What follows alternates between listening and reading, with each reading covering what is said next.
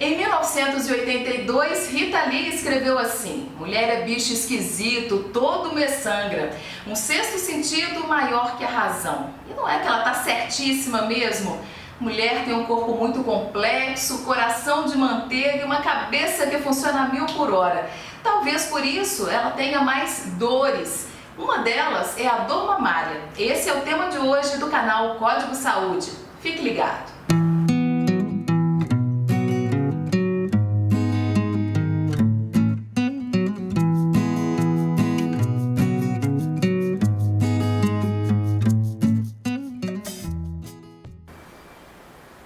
Sobre esse tema, eu convidei a médica Ana Maria Massaúde. Ela formou-se em medicina pelo FMG em 1993, fez residência médica em ginecologia e obstetrícia pela Santa Casa de Belo Horizonte e mastologia pela Maternidade Odete Valadares.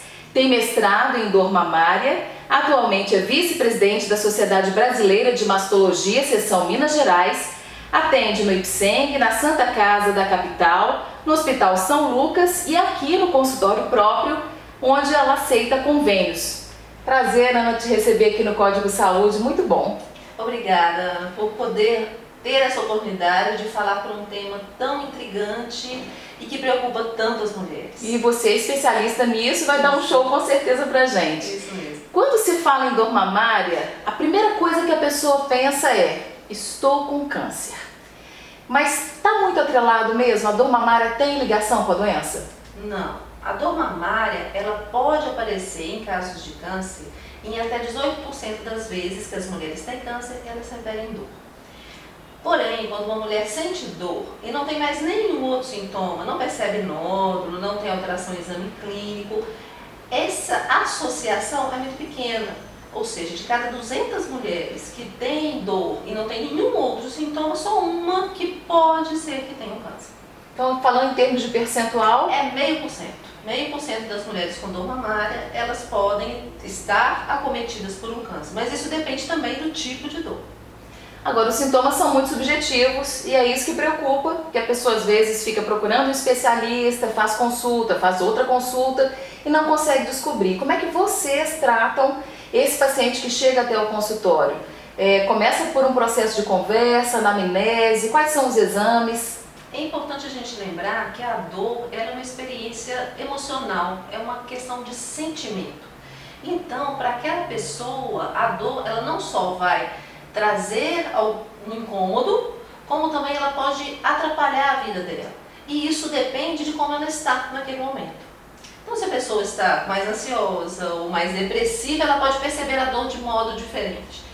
Isso é importante na anamnese. Então, quando a gente faz a anamnese, a gente observa não só as questões da mama, como é o tipo de dor, se ela vem em determinados horários ou quando a pessoa faz algum movimento, quando que a dor começou, como que a dor acontece, se é uma dor que queima, se é uma pontada, seriam as características dessa dor, se ela tem relação ou não com a menstruação ou com algum medicamento que a pessoa começou a usar. Então a gente faz essa avaliação bem como outras questões. A pessoa está usando algum remédio que pode estar provocando dor mamária? Ou essa pessoa está passando por uma fase mais difícil na vida que pode fazer com que ela perceba mais a dor mamária? A gente tem que lembrar que as mamas elas estão associadas à questão da feminilidade. Então, com isso, as mamas, muitas vezes a mulher, quando fica a tensão de outras coisas, acaba que ela sente dor mamária, né? A mama da gente repousa sobre a musculatura. E a contração da musculatura muitas vezes dá uma dor referida. A pessoa sente a dor na mama, mas não é provocada pela mama. Ela é mais frequente na época de menopausa ou na época em que a pessoa vai ficar menstruada? Como é que é? Tem ligação com TPM, por exemplo? As dores até o período da menopausa, ou seja, até as mulheres terem, a partir do momento que elas desenvolvem mão, até os 50 anos mais ou menos, a dor mais frequente é aquela dor cíclica, a dor que vem pré-menstrual. Ela é considerada normal se ela dura até 7 dias, nesse período pré-menstrual. Mais de 7 dias a gente já procura saber por que está doendo mais do que isso. Essa dor ela é a mais frequente, até a idade de 50 anos. Mas é que faz menos pessoas procurarem, porque como as mulheres sabem que é uma dor que vem e vai melhorar com a menstruação, geralmente elas não procuram um médico por isso. Elas já têm na sabedoria delas que é uma dor normal. Porém, a mastalgia acíclica, aquela que não tem relação com o ciclo menstrual, ou aquela que passou a menstruação e mesmo assim continua doendo, faz com que elas busquem o médico. Essa dor, ela é mais ou menos 30% dos casos de dor até os 50 anos. Depois dos 50 anos, na pós-menopausa, que é a dor mamária acíclica, vai ser mais comum, porque a pessoa não menstrua mais, exceto aquelas que fazem reposição hormonal. E aí tem a extramamária também. Isso, tem a dor extramamária. A dor extramamária é quando a gente considera que ela é provocada por outros órgãos que não as mamas. Pode ser até mesmo um infarto do miocárdio. Então pode ter casos de pessoas que vão procurar um serviço de urgência achando que está com infarto, às vezes ela está com uma dor extramamária. E às vezes é uma dor referida na mama. Então a pessoa às vezes chega no consultório e fala assim, doutora, eu estou com uma dor na mama esquerda, eu não sei se é coração, eu não sei se é da mama, eu estou preocupada. E essa dor extramamária, mais comum que a gente tem, é uma dor lateral. Então lateralmente a mama, nessa região aqui, passam alguns nervos de sensibilidade. Então é muito frequente, principalmente ao toque. A pessoa encosta e fala, está doendo nesse lugar. E aí, uma pessoa palpa, ela sente dor e cada vez que palpa mais, vai sentindo mais dor, aí começa a achar que tem um nódulo ali. Por isso que é importante ir no médico. E aí ela vai, faz o exame físico, faz os exames complementares quando tem indicação. Exames de imagem, por exemplo. Exame de imagem. Os exames de imagem mais comuns que a gente faz é a mamografia. A mamografia geralmente é recomendada a partir dos 40 anos. Antes disso, se a pessoa tiver algum histórico familiar de risco, ou se o médico palpar alguma alteração que seja suspeita. E o ultrassom de mama, que muitas vezes ele é feito mais direcionado. Então ele é feito naquela área que está com a sensibilidade aumentada. Eu acho que a dúvida de muita gente também é, eu estou com uma dor no braço, ou eu estou com uma dor nas costas. Tem a ver justamente por essa questão muscular, de nervos que passam aqui nessa região? É muito comum, porque eles vêm mais ou menos dos mesmos ramos neurais. Então a gente tem essas dores referidas. Então muitas vezes a mama da gente dói, a pessoa queixa que a mama dói quando ela tira o sutiã. Porque os ligamentos, que é o que prende a mama na parede torácica, ela prende a mama exatamente em faces que estão em cima do músculo. Então ela tem uma repuxa, aquela sensação que está repuxando, que está pendendo, que está pesando.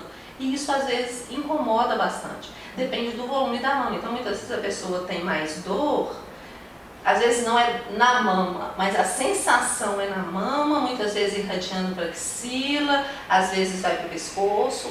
O outro fator que às vezes dá dor é com a mama volumosa é o sutiã, que às vezes é muito pesado e dá dor aqui assim. Então dá uma sensação que é dor na mama, mas na verdade a causa muitas vezes não é mamária. A pessoa pode ter a mama pequena e mesmo assim ter a dor, mas ela é mais frequente numa mama volumosa. Essas dores que vêm através da musculatura, sim, por isso que é importante o uso do sutiã. Então, o sutiã adequado, com o bojo do tamanho certo, aquele bojo, a gente fala aquele sutiã de ar, às vezes ele é muito bonito, mas ele, muitas vezes, ele atravessa a mão e aí fica apertando a glândula mamária e a pessoa vai sentir dor.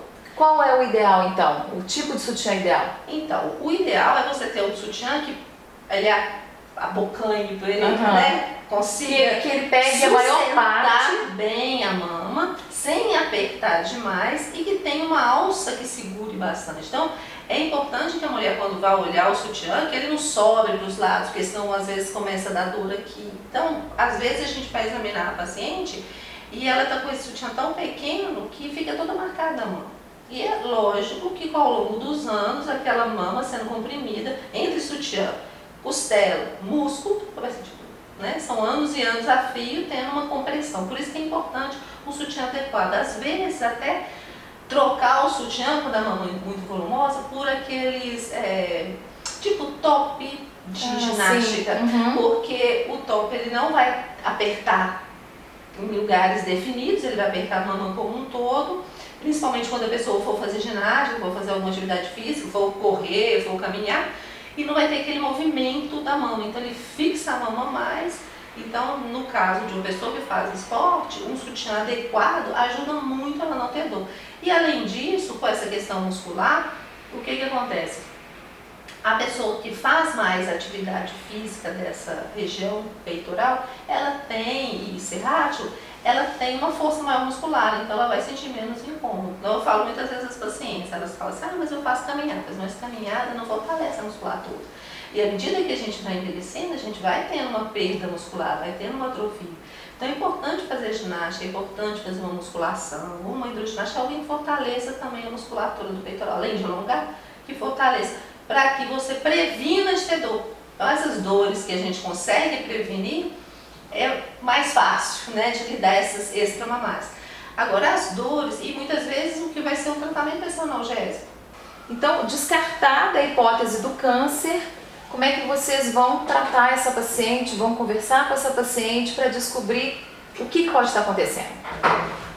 Então, o que a gente vê é que a dor mamária, por ela ser muito subjetiva, a gente tem essa questão psíquica, essa questão da depressão, da ansiedade. E isso pode ser causa ou consequência da dor. Então, se a pessoa percebe a dor e essa dor fica maior porque ela está percebendo e está achando que é câncer. Então, a partir do momento que ela acha que é um câncer, ela sente mais dor. E muitas vezes, só para a gente examinar corretamente, conversar com a pessoa, explicar que não é um câncer, depois que você já avaliou, que viu que não tinha associação com câncer, já melhora, né? Mais ou menos 85% dos casos, só da pessoa saber que ela não está com uma doença grave, que ela não precisa se preocupar tanto, ela já sente realmente uma melhora da dor. Então, geralmente, a gente, num primeiro momento, a gente nem prescreve medicação para dor, porque muitas vezes, na próxima consulta, a pessoa já chega e fala, doutor, já não estou sentindo mais aquela dor. Eu vim aqui, eu fiquei tranquila, não estou sentindo mais aquela dor. Não é porque a dor era falsa, não é porque era a pessoa que não estava sentindo a dor, mas é que a sensação da dor, às vezes, ela é exacerbada por uma questão psíquica. E quando há necessidade de medicamento, qual é esse medicamento? Muitas vezes, a maior parte delas, o que a gente passa é analgésico, é remédio para dor. Dependendo do tipo da mastalgia, da causa da mastalgia, por exemplo, a pessoa começou a tomar um anticoncepcional e teve a mastalgia, começou a tomar um hormônio, a gente troca, né? Sugere que se troca a medicação. Tem alguns casos, alguns tipos de antihipertensivos, alguns tipos de antidepressivos também podem estar associados ao aumento de dor. Então, se a pessoa instituiu esses medicamentos recentemente, a gente explica que pode tentar ver se faz uma troca. E, em última instância, o que a gente faz é alguns medicamentos que vão bloquear a ação hormonal na mama. Então, o que acontece muitas vezes é como se você provocasse uma menopausa, quando é mastalgia cíclica e intensa, aquela mastalgia que você acha que é provocada por hormônio, pelo próprio hormônio, uma sensibilidade maior daquela pessoa ao hormônio que ela produz no ovário. Aí a contraindicação disso? O que você vai saber, né? Para saber é porque como você vai estar fazendo uma medicação que vai bloquear o hormônio, ela vai ter efeitos colaterais de bloqueio do hormônio. Então ela pode ter onda de calor, dependendo da medicação, se for, tem algumas que tem hormônio masculino, ela pode aumentar a voz ficar mais grossa, pode aumentar pelo, então você vai trocar uma dor mamária por coisas que às vezes são muito piores. Então geralmente a gente, é muito raro quando você precisa instituir uma medicação mais forte deles. Há necessidade, por exemplo, de um anti-inflamatório ou não vem ao caso? Anti-inflamatório e relaxante muscular, que às vezes são usados, eles são indicados quando a pessoa ainda mantém uma dor, mas naqueles períodos de dor. Não é um tratamento prolongado, não é um tratamento esporádico, por assim dizer. E vai ter uma melhora por um tempo se a pessoa mantiver a causa, que seja o tipo de atividade que ela faz, a mama que é mais volumosa, ou qualquer outra ansiedade ou depressão, vai voltar a ter dor. Mas pelo menos um tempo ela fica sem, né? Outro fator que é interessante observar é que algumas pessoas têm dor mamária por causa de mastite, que é inflamação da mama, cisto, que é líquido na mama, e muitas vezes você fazendo um tratamento daquela alteração mamária, você resolve. Tem um cisto volumoso, né, que é aquele esse acúmulo de líquido, você funciona, esvazia aquele líquido, já melhora na hora, né? Você tira a dor com a mão. E assim, de um modo geral, o que a gente faz é isso, orientar, depois que a gente afasta a possibilidade de câncer, sempre lembrando os custos de tratamento, porque as medicações não são baratas. Por que essa medicação é tão cara? medicamentos, por exemplo, que é preconizado, é um medicamento que até é para tratamento de câncer. Não são medicamentos que eles têm uma especificidade em relação ao hormônio muito grande. Então são medicamentos caros, por isso que não são medicamentos comuns da gente usar. São poucas pessoas que usam de um modo geral, então são mais caros. E são cobertos pelo SUS ou não? Esses medicamentos não. Para dor mamária não. Né? Então para câncer de mama, tem um dos remédios de dor mamária que é para câncer de mama. Para câncer de mama ele faz a cobertura, para dor mamária não. Então para dor mamária, o que a gente tem no SUS são os remédios de dor. Eu queria falar agora da terapia alternativa, que cada vez mais tem sido comentada, né? As pessoas buscam às vezes alguma coisa diferente, que sai até do padrão de dia a dia, para ter uma válvula de escape. Vocês, médicos, acreditam que a terapia alternativa pode caminhar junto com o tratamento? Sim, muito. Terapias de relaxamento, massagens, né? Então tem algumas que eles chamam de cinesioterapia, que a massagem naquelas regiões mais dolorosas, elas podem ser feitas com creme, às vezes até com anti-inflamatório, você já usa 2 vezes, trata com duas coisas ao mesmo tempo, elas melhoram. Então você consegue, com terapias de massagem, ou relaxamento, e yoga, você tem uma melhora significativa de dor. Exatamente porque você está mexendo também na parte psíquica. Né? Atividade física melhora muita coisa, porque você também acaba mexendo na parte psíquica. Alimentação? A alimentação, em relação à mastalgia, ela não tem nada que fala que dá mais mastalgia. Já se postulou questão de cafeína, de algum tipo de alimento, mas nada é comprovado, né? Vitamina E, alguns ácidos graxos, que realmente façam diferença em relação à melhora ou à piora da mastalgia. Tem alguma ligação, por exemplo, com o fumo? O fumo tem ligação com mastite. É uma ligação direta. Então, a pessoa que fuma mais, ela tem mais risco de infecção mamária. Isso é uma ligação direta. E aí, quando a pessoa tem um bebê, por exemplo, né? Eu conheço gente que estava amamentando e que teve a mastite. Aí que a coisa complica mesmo. É mais difícil de curar, né? A gente sabe que o tabagismo, ele reduz o calibre dos vasos, então você tem uma alteração no processo inflamatório, até no processo de reparação e de defesa do organismo aquele ambiente. Né?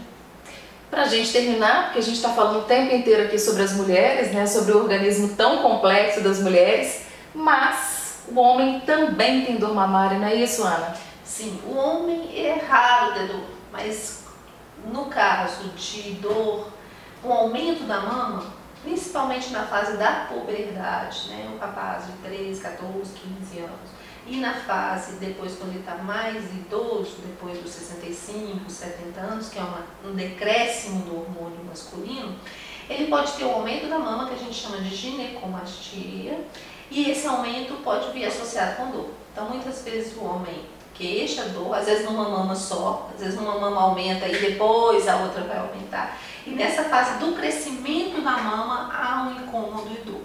Mas é importante a gente lembrar que o homem também pode ter câncer de mama. Então, em casos de dor intensa, alguma nódulo associado, área endurecida, ele também deve procurar o especialista. Com dor, muitas vezes acaba procurando, porque incomoda, né? Então, assim, encosta, vai sentir dor, a gente, né, pensando no caso igual de mulher, né, a mastalgia, ela atrapalha em atividade laborativa, ela atrapalha em sono, tem gente que fica incomodada, porque gosta de dormir de bruxa, a dor tá na mama, ela não consegue, atrapalha nessa questão sexual, né, por causa da questão do toque, e no homem também.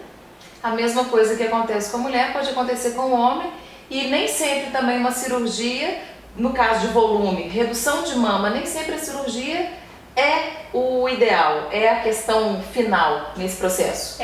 No caso da mulher, a cirurgia muitas vezes ela vai ajudar na questão do peso da mama, não na dor da mama, mas nessa dor extramamária, na dor muscular.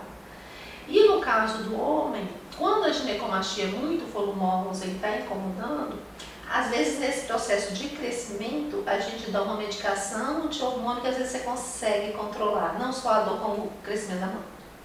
Bom, então, resumindo, a pessoa tem que ficar de olho em tudo, né? O que está acontecendo com você? Aconteceu alguma coisa diferente? Procurar um especialista e se cuidar, porque saúde é isso, né? Ter uma vida realmente saudável, com alimentação saudável, com exercícios físicos, tentar diminuir um pouquinho o estresse.